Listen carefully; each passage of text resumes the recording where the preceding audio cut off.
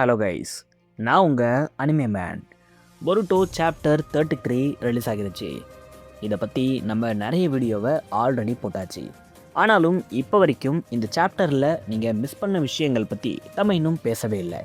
அதனால் இந்த வீடியோவில் இந்த சாப்டரில் நீங்கள் மிஸ் பண்ண சில விஷயங்களை பற்றி பார்ப்போம். அதுக்கு முன்னாடி நம்ம சேனலுக்கு சப்ஸ்கிரைப் பண்ணிவிட்டு அப்படியே அந்த லைக் பட்டனையும் தட்டி விட்டுருங்க. நம்மளுடைய பேக்கப் சேனலும் இருக்குது, மறக்காமல் அதுக்கும் சப்ஸ்கிரைப் பண்ணி வச்சுக்கோங்க. முதல்ல நம்ம பார்க்க போகிற ஒரு விஷயம் என்னென்னா, இந்த சாப்டருடைய பிகினிங்லேயே கவாக்கியை காட்டியிருப்பாங்க. கவாக்கி லாஸ்ட் சாப்டரில் மாமுஷிஸை போட்டு வெளுக்க போகிறேன்னு சொல்லிட்டு போயிருப்பார். ஆனால் அப்படி வெளுத்தாரான்னு கேட்டால் அதுதான் இல்லை. மாமுஷிஸ் கிட்ட மொக்க வாங்கிட்டு ஆல்மோஸ்ட் சாகிற நிலைமைக்கு போய் அங்கேருந்து எஸ்கேப் ஆகியிருப்பார். இதை பார்த்துட்டு கவாக்கிக்கு என்னாச்சோ ஏதாச்சோன்னு பயந்துட்டு ஹீமாவரி அங்கே ஓடி வந்திருப்பாங்க. அப்போ கவாக்கி என்ன சொல்லியிருப்பாருன்னா, ஐ சிம்ப்ளி ரேன் அவுட் ஆஃப் கேஸுங்கிற வார்த்தையை மென்ஷன் பண்ணியிருப்பார். ஸோ கிட்டத்தட்ட ஒரு ஃபியூவல் தீர்ந்து போச்சுங்கிற மாதிரி தான் ஒரு சென்டென்ஸை அவர் இங்கே மென்ஷன் பண்ணுறாரு. பட் இங்கே அவருக்கு ஃபியூவல்லாம் காலியாகலை. என்ன ஒரு விஷயம்னு பார்த்தா, அமோடோ இவரை ரெடி பண்ணும்போது இவருக்கு அதிகமான டிஃபென்சிவ் சிஸ்டத்தை போட்டிருப்பாரு. அதாவது கவாக்கியால் அதிகமாக அஃபென்ஸ் பண்ண முடியாது, பட் டிஃபென்ஸ் பண்ண முடியும். ஏன்னா இப்படி பண்ணுறது மூலமாக கவாக்கியை அவரால் ப்ரொடெக்ட் பண்ண முடியுங்கிறதுனால தான் அமோடோ கவாக்கியை வடிவமைக்கும் போதே இப்படி ஒரு விஷயத்தை பண்ணியிருப்பார். ஆனால் கவாக்கி இதை தெரிஞ்சுக்கிட்டு எப்படியாவது அவர்கிட்ட இருக்கிற அந்த ஒரு லிமிட்டர்ஸை லிஃப்ட் பண்ணணும்னு நினைப்பார். அதாவது டிஃபென்ஸ்க்கு அதிகமாக முக்கியத்துவம் கொடுக்காம அஃபென்ஸ்க்கு அதிகமாக அவருடைய பாடி மாறணுங்கிற மாதிரி அமோடோ கிட்ட போய் இவர் சொல்லியிருப்பார்.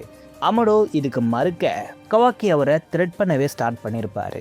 எப்படியாவது என்னுடைய அஃபென்சிவ் பவர்ஸை நீ அதிகமாக்கி கொடுத்தே ஆகணுங்கிற மாதிரி போய் அமோடோவை இவர் த்ரெட் பண்ண வேற வழியே இல்லாமல் அமோடோ கவாக்கியுடைய அஃபென்சிவ் பவர்ஸை இன்க்ரீஸ் பண்ணியிருப்பாரு. இதுக்கப்புறம் தான் கவாக்கி பயங்கர பவர்ஃபுல்லாக மாறிட்டா மாதிரி காட்டியிருப்பாங்க. பட் அவர் பவர்ஃபுல்லாக மாறி என்ன பண்ணாருன்னு கேட்டால் வேற ஒன்றும் பண்ணலை, ஜூராக்கு அகெயின்ஸ்டாக ஒரு பயங்கரமான என்ட்ரன்ஸை கொடுத்தாரு. அதை தாண்டி இந்த பேட்டிலில் அவர் ரொம்ப பெரிய விஷயங்களெல்லாம் பண்ண போகிறாருங்கிற மாதிரி தான் நானும் நினச்சேன். அங்கேயும் இங்கேயும் ஓடிக்கிட்டு இருந்த சில மாமுஷிஸை பிடிச்சி அடித்தாரே தவிர அதை தாண்டி இந்த பேட்டிலில் இவர் பெருசாக எதுவும் பண்ண மாதிரி எனக்கு ஞாபகம் இல்லை. ஆனால் அதுக்கே இவர் டயர்டாகிட்டார். ஆல்ரெடி நான் சொன்னது தான், கவாக்கியுடைய பாடி அதிகமான அஃபென்சிவ் பவர்ஸை தாங்கலை. இதனால தான் இந்த பேட்டிலில் இவர் எக்ஸாஸ்ட் ஆனாரே தவிர்த்து கவாக்கி சொன்ன மாதிரி இந்த ஃபியூவல்லாம் ஒரு காரணமே இல்லை. அடுத்து சரடாவுடைய கண்டிஷன். இவங்க மங்கெக்கியோவை அதிகப்படியாக யூஸ் பண்ணதுனால இவங்களுடைய கண்ணே டேமேஜ் ஆயிடுச்சுங்கிற மாதிரி பொருட்டோ சொல்லியிருப்பார். இதுக்கப்புறம் ஹீமாவரி வந்து இவங்களுடைய பிளட் வெசல் எல்லாத்தையும் ஹீல் பண்ணிட்டதா சொல்லியிருப்பாங்க. ஆனாலும் இவங்களுடைய கண்ணு நார்மல் ஆகுமாங்கிறது அவங்களுக்கே தெரியாதுன்னு சொல்லியிருப்பாங்க. இதுக்கப்புறம் சரடாவுடைய கண்கள் நார்மல் ஆகுமா ஆகாதாங்கிறது கேள்விக்குறியாக தான் இருக்குது. இப்படி ஒரு விஷயத்த நருட்டோ சீரீஸில் வார் ஆர்க்கில் நருட்டோ பண்ணியிருப்பார். அந்த டைமில் ககாஷியுடைய கண்கள் பயங்கரமாக டேமேஜ் ஆகியிருக்கும். டேமேஜ் ஆகிருக்கும்னு சொல்கிறத விட அந்த சாக்கெட்டில் அவருடைய ஐபாலே இருக்காது. அப்படி இருக்கும்பொழுது நருட்டோ அவருடைய கிரியேஷன் எபிலிட்டியை யூஸ் பண்ணி ககாஷிக்கு புதுசாக ஒரு ஐஸை வர வச்சிருப்பார். அதே மாதிரி ஒரு விஷயத்த ஹீமாவால் பண்ண முடிஞ்சா வேணா சரடாவுடைய கண்கள் நார்மல் ஆகிற மாதிரி சொல்லலாம். பட் ஹீமாவுடைய ஹீலிங் பவர் எவ்வளோ எஃபெக்டிவாக இருக்குங்கிறதும் நமக்கு தெரியாத காரணத்தினால இங்கே சரடாவுடைய ஐஸ் மறுபடியும் வருமா வராதாங்கிறதே ஒரு பெரிய கேள்விக்குறியாக இருக்குது. ஒருவேளை ஹீமாவுடைய பவர்ஸால் சரடாவுடைய கண்கள் கம்ப்ளீட்டாக ஹீல் செய்ய பண்ணப்பட்டுட்டா ஹீமாவரியுடைய ஹீலிங் பவர்ஸ் ரொம்பவே அதிகம்னு ஆத்தர் நமக்கு சொல்கிறாருன்னு நம்ம எடுத்துக்கணும். அதுக்கப்புறம் நம்மளுடைய மாமுஷி. இந்த மாமுஷிங்கிற கேரக்டரை இக்கிமோட்டோ கிரியேட் பண்ணும்போது இதை ரொம்ப டிஸ்கஸ்டிங்கான ஒரு கேரக்டராக காட்டணும்னு முடிவு பண்ணிட்டாரான்னு தெரியல. ஏன்னா இந்த மாமுஷி பண்ணுற எல்லா விஷயமும் ரொம்ப டிஸ்கஸ்டிங்காக தான் இருக்கும். இவருடைய காஸ்டியூம் எடுத்துக்கிட்டால் அது இருக்கிறதுலையே ரொம்ப மோசமாக இருக்கும். ஏன்னா இவர் போட்டிருக்கிற காஸ்டியூமை பார்க்குறதுக்கே கன்றாவியாக இருக்கும். இதை ஐடாவே வேற சொல்லியிருப்பாங்க. இதுக்கப்புறம் இந்த ஒரு பேனலில் இவர் ட்ரூல் பண்ணிகிட்டு இருக்கிற மாதிரி ஒரு விஷயத்தை இக்கிமோட்டோ வரைஞ்சிருக்காரு. ஸோ இக்கிமோட்டோவுடைய மோட்டிவ்ங்கிறது முடிஞ்ச அளவுக்கு இந்த மாமுஷியை ரொம்ப டிஸ்கஸ்டிங்கான ஒரு கேரக்டராக காட்டணும்னு நினைக்கிறாரு. இது போதாதுன்னு இவருக்கு ஒரு சவுண்டை வேற இந்த சாப்டரில் கொடுத்துருக்காங்க. அந்த ஒரு சவுண்டு தான் ZRPன்னு இங்கே மென்ஷன் பண்ணப்பட்டிருக்கிற இந்த ஒரு டெக்ஸ்ட்டாக இருக்குது. ஆக்சுவலாக இந்த சவுண்டை கேட்டு டேமனு கடுப்பாகி தான் மாமுஷியை சண்டை போடவே கூப்பிடுறாரு. அந்தளவுக்கு இவருடைய அப்பியரன்ஸ் மட்டும் இல்லை, இவர் போடுற சவுண்டு முதற்கொண்டு பயங்கர அனோயிங்காக இருக்கணுங்கிற மாதிரி தான் இக்கிமோட்டோ இவரை டிசைன் பண்ணியிருக்காரு. இன்னொரு இடத்துலலாம் ஏகப்பட்ட மாமுஷீஸை டேமன் அடித்து போட்டு கிட்டத்தட்ட ஒரு மலை மாதிரி இவருடைய பணத்தை குவிச்சு வச்சுருப்பாங்க. அதுக்கு நடுவில் ஹைடாக மறைஞ்சிருப்பாங்க. அப்போ அவங்க ரொம்ப பயங்கர டிஸ்கஸ்டிங்காக ஃபீல் பண்ணியிருக்கிற மாதிரி இந்த சாப்டரில் காட்டியிருப்பாங்க. ஸோ மாமுஷிங்கிற இந்த ஒரு கேரக்டரை கிட்டத்தட்ட ஒரு பூச்சி மாதிரி தான் போர்ட்ரே பண்ணுறதுக்கு இக்கிமோட்டோ பார்த்துருக்காரு. அதுலேயும் ரொம்ப டிஸ்கஸ்டிங்கான ஒரு பூச்சி மாதிரி இவரை போர்ட்ரே பண்ணணும்னு தான் இவர் நினச்சிருக்காரு.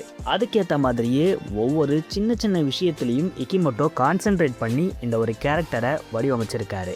அதுக்கப்புறம் கோஜி இந்த ஒரு சாப்டரில் இவருடைய 10 டைரக்ஷன்ஸ் எபிலிட்டி பற்றி இன்னும் நமக்கு நிறைய விஷயங்களை ரிவீல் பண்ணியிருக்காங்க. ஆக்சுவலாக இவருடைய 10 டைரக்ஷன்ஸ் எபிலிட்டியில் அப்டேட்ஸுங்கிற ஒரு விஷயம் இருந்திருக்கும். இந்த ஒரு இன்சிடெண்ட்டுக்கான பாசிபிலிட்டிஸை ஜூரா பார்த்துருப்பாரு. இதை இவர் பார்க்கும்போது இதில் எந்த ஒரு பாசிபிலிட்டிஸ்லையுமே பொருட்டோ ஜூராவை ஜெயிச்ச மாதிரி இருந்திருக்காது. எல்லா ஃப்யூச்சர் டைம்லைன்ஸ்லையும் பொருட்டோ தோற்று போகிற மாதிரி தான் இருக்கும். இன்ஃபேக்ட் பொருட்டோ இறந்து போகிற மாதிரி தான் இவர் விஷுவல்ஸை பார்த்துருப்பாரு. இதனால் கண்டிப்பாக இந்த ஒரு ஃபைட்டில் பொருட்டோ எங்கேஜ் ஆனால் அவருடைய உயிர் போகிறத யாராலையும் தடுக்க முடியாதுங்கிற மாதிரி கோஜி சொல்லியிருப்பார். ஆனால் அந்த ஒரு பேட்டலில் சர்ப்ரைசிங்காக கவாக்கி என்ட்ரி கொடுத்துருப்பாரு. அந்த ஒரு பேட்டலில் மட்டும்தான் கவாக்கி செம ஓவர் பவர்டாக இருந்திருப்பார்.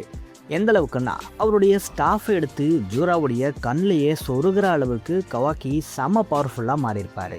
இந்த ஒரு ஃப்யூச்சரை ஆக்சுவலாக கோஜி முன்னாடி பார்த்துருக்க மாட்டார். பொருட்டோ ஆல்மோஸ்ட் சாக கிடக்கிற அந்த டைமில் தான் இது ஒரு விஷயம் கோஜிக்கு வந்திருக்கும். இதைத்தான் அப்டேட்டுன்னு சொல்லி நமக்கு அந்த சாப்டரில் ரிவீல் பண்ணியிருப்பாங்க. ஸோ இந்த ஒரு விஷயத்தை தான் கோஜி இங்கேயும் சொல்லிக்கிட்டு இருக்காரு. இவருக்கு ஏதாச்சும் ஒரு ஈவெண்ட் நடக்குதுன்னா அதோடைய விஷுவல்ஸ் முன்னாடியே வந்துடும். ஆனால் அதுக்கப்புறம் அதில் ஏதாச்சும் ஒரு சேஞ்சஸ் ஆக போகுதுன்னா அந்த சிச்சுவேஷன்ஸுடைய அப்டேட்ஸ் இவருக்கு வரும். இது மட்டும் இல்லாமல் இவர் ஏகப்பட்ட பாசிபிலிட்டிஸை பார்க்குறாரு. ஏகப்பட்ட ஃப்யூச்சர்ஸ் இவருக்கு தெரியுது. ஸோ எப்போ என்னென்ன நடக்குங்கிற மாதிரி ஏகப்பட்ட விஷயங்கள் இவருடைய மைண்டுக்குள்ளே திணிக்கப்படுது. இப்படி இருக்கும்பொழுது இவருக்கே ஒரு ஸ்டேபிளான ஃப்யூச்சர் இதுதான்னு தெரியாது. இது எல்லாமே பாசிபிலிட்டிஸாக இருக்குது. ஸோ இவருக்கு தேவையான ஒரு ஃப்யூச்சர் வரணும்னா இந்தந்த விஷயங்களெல்லாம் நடக்கணுங்கிறது மட்டும்தான் கோஜிக்கு தெரியும். இதைத்தான் இவர் இன்டெல்னு சொல்கிறாரு. இதனால தான் இவர் நிறைய விஷயங்களை வெளியே சொல்ல மாட்டுறாரு. இது மட்டும் இல்லாமல் இவர் தனக்கு எல்லாமே தெரியுங்கிறத வெளியே காட்டிக்கவும் மாட்டுறாரு. ஏன்னா உண்மை என்னென்னா இவருக்கு நிறைய விஷயங்கள் தெரியாது. ஏகப்பட்ட விஷயங்கள் இவருடைய தலையில் டம்ப் பண்ணுறதுனால இவரால் அக்யூரேட்டாக இதுதான் நடக்கும்னு சொல்லவே முடியாது. இதைத்தான் இந்த சாப்டரில் இவர் சொல்லியிருக்காரு. இந்த ஒரு விஷயத்தை ரீடர்ஸான நம்ம மட்டும் இல்லை, இந்த ஸ்டோரியிலே இருக்கிற ஈனோஜின்கிற இந்த கேரக்டர் கூட தப்பாக தான் புரிஞ்சுக்கிட்டு இருக்கோம். நிலமை ரொம்ப மோசமாகும் போது ஈனோஜின் கோஜியை பார்த்து அடுத்து என்ன நடக்கும், இன்னும் உனக்கு எவ்வளோ தான் தெரியுங்கிற மாதிரி ரொம்ப ஹாஷாக கேட்டிருப்பாரு. அப்போ தான் கோஜி சொல்லியிருப்பார், எனக்கு எல்லா விஷயமும் தெரியாது, இந்த மாதிரியான விஷயங்களெல்லாம் இருக்குங்கிற மாதிரி இந்த அப்டேட்ஸை பற்றி ஈனோஜினுக்கு கோஜி எக்ஸ்பிளைன் பண்ணியிருப்பார். அப்போ தான் ஈனோஜினுக்கே புரியும். ஸோ இவ்வளோ நாள் நான் உனக்கு எல்லாமே தெரியும்னு நினச்சிட்டு இருந்தேன், ஆனால் அப்படி இல்லை போல இருக்கு, உனக்கே ஒரு சில விஷயங்கள் மட்டும்தான் இதில் தெரிஞ்சிருக்குங்கிற மாதிரி அவரே இதில் சொல்லியிருப்பார். இந்த இடத்துல இன்னொரு விஷயத்தை நீங்கள் நல்லா கவனிக்கணும். அமடோ ஒரு பக்கம் கோஜியுடைய எபிலிட்டிஸ் பற்றி பேசிக்கிட்டு இருக்காரு. அமடோக்கு எப்படி கோஜியுடைய எபிலிட்டிஸ் பற்றி தெரியுது, அமடோக்கு எப்படி இந்த மாமுஷிஸ் பற்றின இன்டெல் எல்லாம் கிடைக்குது, இது மட்டும் இல்லாமல் இந்த ஃபைட்டில் மாமுஷியை எப்படி தோக்கடிக்கணுங்கிற எல்லா விஷயத்தையும் அமடோ தெரிஞ்ச மாதிரி இந்த சாப்டரில் காட்டிகிட்டு இருக்காங்க. இது அவருக்கு எப்படி தெரியும்னு நிறைய பேர் யோசிக்கலாம். இந்த ஒரு கேள்விக்கான பதிலை பல சாப்டர்ஸ்க்கு முன்னாடியே சொல்லிட்டாங்க. என்னென்னா அமடோ உருவாக்குற எல்லா சைபாக்ஸுடைய கண்கள்லேயும் கேமரா பொருத்தப்பட்டிருக்கு. அது இல்லாமல் இவங்களுடைய உடம்புலையே மைக் சிஸ்டமும் இருக்குது. இது மூலமாக இவருடைய சைபாக்ஸ் எல்லாத்தையும் இவரால் வாட்ச் பண்ண முடியும். அவங்க என்ன பேசுகிறாங்கங்கிறத கேட்க முடியும். அவங்கக்கிட்ட மற்றவங்க என்ன பேசுகிறாங்கங்கிறதையும் அமடோவால் கேட்க முடியும். இப்படி தான் இவர் கோஜி என்ன பேசுகிறாருங்கிற விஷயத்த எல்லாத்தையும் கேட்டுக்கிட்டே இருக்காரு. ஆல்ரெடி கோஜியும் அமடோவும் சேர்ந்து வேறு ஏதோ ஒரு விஷயத்துக்காக ஒர்க் பண்ணுறாங்களோங்கிற ஒரு தியரி சுற்றிக்கிட்டு இருக்கு. இந்த சாப்டரில் இப்படி ஒரு விஷயத்த காட்டினது மூலமாக இந்த தியரிக்கு இன்னும் அதிகமாக வலு சேர்க்குற மாதிரி தான் இருக்குது. இந்த ஒரு தியரியை பற்றி தனியாகவே ஒரு வீடியோவை நான் போடுறேன். அடுத்து டேமனுடைய பவர்ஸ். இந்த சாப்டர் மட்டும் இல்லை, லாஸ்ட் சாப்டர்லேயும் இவருடைய அஃபென்சிவ் பவர்ஸை நமக்கு பெரிய பெரிய டெக்ஸ்ட் மூலமாக காமிச்சிருப்பாங்க. டேமனுக்காக ஒரு பேஜையே இவங்க டெடிகேட் பண்ணியிருக்காங்கன்னா இதுக்கு காரணம் இவருடைய அஃபென்சிவ் எபிலிட்டிஸை இவங்க பயங்கரமாக போர்ட்ரே பண்ண நினைக்கிறாங்க. இதுக்காக தான் ஒரு சிங்கிள் பேஜை டேமனுடைய ஒரு அட்டாக்குக்கு மட்டுமே கொடுத்துருக்காங்க. இதுக்கு காரணம் என்னென்னா, நான் முன்னாடியே சொன்ன மாதிரி தான், டேமனுடைய மாடல் எடுத்துக்கிட்டால் இவருடைய அஃபென்சிவ் பவர்ஸ் ரொம்ப கிரேட்டடாக இருக்குது. இவருக்கு டிஃபென்சிவ்னு ஒன்று இல்லவே இல்லை. இவரால் பயங்கரமாக அட்டாக் பண்ண முடியுது. இவருடைய பஞ்ச் எல்லாமே ரொம்ப பயங்கர பவர்ஃபுல்லாக இருக்குது. அமோடோ இப்படி ஒரு சைபாக பண்ணுறதுக்கு என்ன ரீசன்னா, இவர்கிட்ட ஆல்ரெடி டிஃபென்சிவ் பவர்ஸ் இருக்குது. ஆமாம், டேமனுடைய உடம்புல அமோடோ எந்த ஒரு டிஃபென்சிவ் எபிலிட்டிஸையும் கொடுக்கல. ஆனால் அதுக்கு பதில் அவருடைய கண்களில் இருக்கிற இந்த ஒரு டொஜுட்ஸு பயங்கரமான டிஃபென்சிவ் பவர்ஸை கொடுக்குது. இதுதான் டேமனுக்கு ரிஃப்ளெக்ஷன் எபிலிட்டியை கொடுக்குதுங்கிற மாதிரி எல்லாருமே சொல்லிகிட்டு இருக்காங்க. ஒருத்தவங்களுடைய இன்டென்ஷன்ஸை கூட ரிவர்ட் பண்ணக்கூடிய அந்த ஒரு எபிலிட்டிஸை கொடுக்கறது இந்த ஒரு ஐஸ் தான்னு சொல்கிறாங்க. இந்த ஐஸை பற்றி நமக்கு ஃப்யூச்சரில் நிறைய விஷயங்கள் ரிவீல் பண்ணுவாங்கன்னு நினைக்கிறேன். இப்படி டேமனுடைய ஐஸ் அவருக்கு பக்காவான டிஃபென்சிவாக கொடுக்கறதுனால அமோடோ டேமனுக்கு கொடுக்க வேண்டிய மொத்த பவர்ஸையும் அஃபென்சிவ் எபிலிட்டிஸில் கொடுத்துருக்காரு. இதனால தான் டேமன் ரொம்ப குட்டி பையனாக இருந்தாலும் அவருடைய பஞ்ச் ரொம்பவே பயங்கர பவர்ஃபுல்லாக இருக்குங்கிற மாதிரி இங்கே காட்டுறாங்க. அடுத்து நம்ம ரொம்ப முக்கியமாக இந்த ஒரு விஷயத்தை டிஸ்கஸ் பண்ணி ஆகணும். அதுதான் டேமனுடைய வீக்னஸ். இந்த ஒரு பேட்டிலுக்கு முன்னாடி வரைக்கும் டேமன் தான் யூனிவர்ஸ்லேயே பவர்ஃபுல்லான கேரக்டர். டேமன் தான் மொத்த அனிமேவர்ஸ்லேயே பவர்ஃபுல்லான கேரக்டர். டேமன் நினச்சா கோகுவையே ஈஸியாக வைப் அவுட் பண்ணுவாருங்கிற மாதிரி நிறைய விஷயங்களை சொல்லிகிட்டு இருந்தாங்க. ஆனால் இந்த ஒரு பேட்டிலுக்கு அப்புறம் டேமனுடைய உண்மையான ஸ்ட்ரென்த் என்னென்னு தெரிஞ்சிருச்சு. சில சாப்டர்ஸ்க்கு முன்னாடி டேமனே கூட ஜூராவை அசால்ட்டாக நான் பீட் பண்ண போகிறேன்லாம் சொல்லியிருப்பார்.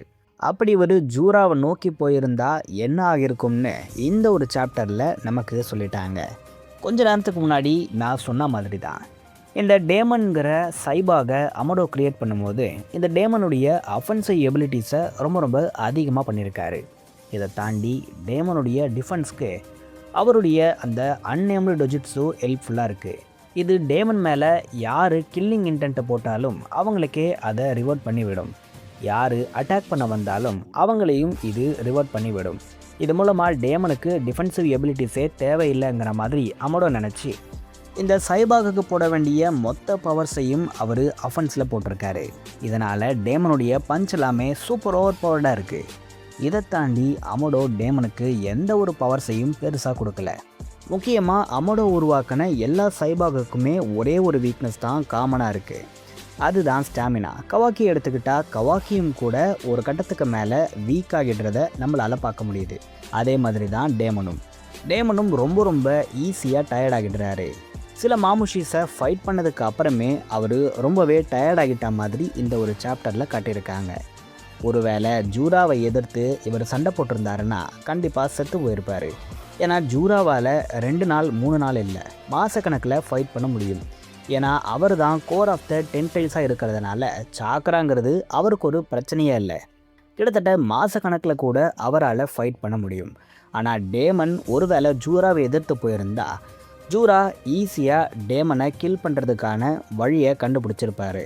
மாதக்கணக்கில் சண்டை போட்டு டேமனை டயர்டாக்கி அதுக்கப்புறம் அவரை கொல்றதுக்கான வழியை கண்டுபிடிச்சிருக்கிறதுக்கான வாய்ப்பு ரொம்ப அதிகம்.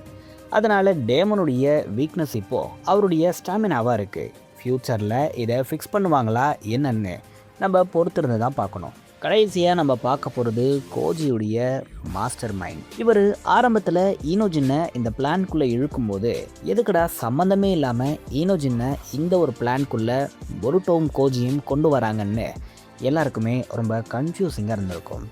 ஆனால் போக போக, அதாவது லாஸ்ட் சாப்டரில் தான் ஈனோஜினுடைய யூஸ் எந்த அளவுக்கு இருக்க போகுதுங்கிறது நம்ம எல்லாருக்குமே தெரிஞ்சிருக்கும். ஆமாம், கோஜி ஆரம்பத்திலேயே ஒரு விஷுவலை பார்த்துட்டாரு. என்னென்னா, இந்த மாமுஷீஸை ஈனோஜினால் மட்டும்தான் அழிக்க முடியும். ஈனோஜின் நினச்சா மட்டும்தான் இந்த மாமுஷி இன்வேஷனை தடுக்கவே முடியும். ஏன்னா இவர்கிட்ட தான் அதுக்கான பவர்ஃபுல் ஜுட்ஸு இருக்குது. ஆனால் இந்த ஒரு விஷயத்தை கோஜி அவருக்கு டீச் பண்ண முடியாது. இப்படி ஒரு விஷயத்த நீ பண்ணாதான் இவங்கள ஜெயிக்க முடியும்னு கோஜியால் சொல்லவும் முடியாது. ஏன்னா இதை அவர் பண்ணாருன்னா அது ஒரு புது பிரான்ச்சை விடும். ஃப்யூச்சர் ஏகப்பட்ட விதத்தில் சேஞ்ச் ஆகும். இதனால் ஈனோஜின்னே இப்படி ஒரு சுச்சுவேஷனை அண்டர்ஸ்டாண்ட் பண்ணிக்கிட்டு அவராகவே அவரை சாக்ரிஃபைஸ் பண்ணுற மாதிரி தான் ஃப்யூச்சர் அமையணும். இதைத்தான் கோஜி 2-3 சாப்டருக்கு உட்காந்து பண்ணிகிட்டு இருந்தார். அவருக்கு நிறைய விஷயங்களை சொல்லி ஃப்யூச்சரை பற்றின நிறைய விஷயங்களை பற்றி கைட் பண்ணி ஒரு கட்டத்தில் அவராகவே அவரை சாக்ரிஃபைஸ் பண்ணிக்கணும் அப்படிங்கிற ஒரு முடிவை எடுக்க வச்சுருக்காரு. எந்த ஒரு சுச்சுவேஷன் பற்றி அவருக்கு கன்வே பண்ணாமலே ஏதோ ஒரு வகையில் கோஜி கன்வே பண்ணி எப்படியோ சக்ஸஸ்ஃபுல்லாக ஈனோஜினுக்கு அதை புரிய வச்சுருப்பார். ஏன்னா இவர் பார்த்த எல்லா டைம்லைன்லையும் ஈனோஜின் அவரை சாக்ரிஃபைஸ் பண்ணுறது தான் நடந்திருக்கு. இப்படி பண்ணும்போது மட்டும்தான் மாமுஷீஸை அவங்க வின் பண்ணியே இருக்காங்க. ஸோ கண்டிப்பாக ஈனோஜினுடைய சாக்ரிஃபைஸுங்கிறது இங்கே ஒரு இன்னெவிட்டபிளான விஷயமாக இருந்திருக்கு. இதை கோஜி ரொம்ப சூப்பராகவே ஈனோஜினுக்கு கன்வே பண்ணியிருக்காரு. ஈனோஜினும் அதை புரிஞ்சுக்கிட்டு எந்த ஒரு டைமையும் எடுக்காமல் உடனே அதுக்கு ஏற்ற மாதிரி ஆக்ட் பண்ணி மாமுஷீஸை கொண்டு இருக்காரு. இதுக்கப்புறம் ஈனோஜின் பழைப்பாரா இல்லையாங்கிற சந்தேகம் எல்லாருக்குமே வரலாம். கண்டிப்பாக ஈனோஜின் உயிரோடு தான் இருக்க போகிறாரு. ஆனால் ஈனோஜின் அவருடைய விஷனோடு இருப்பாராங்கிறது தான் தெரியல.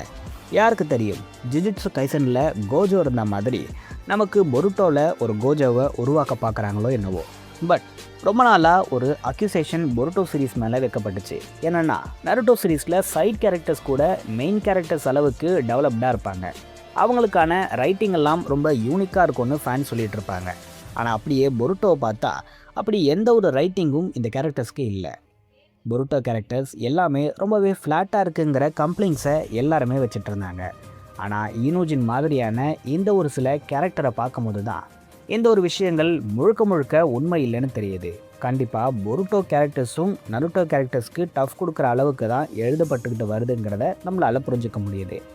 நீங்கள் என்ன நினைக்கிறீங்க? இந்த சாப்டர் உங்களுக்கு எப்படி பிடிச்சது? இந்த விஷயங்கள் எல்லாமே உங்களுக்கு புதுசாக இருந்துச்சா இல்லையாங்கிற உங்களுடைய தாட்ஸை மறக்காமல் கமெண்ட்ஸில் சொல்லுங்கள். நான் உங்களை வேறு வீடியோவில் சந்திக்கிறேன்.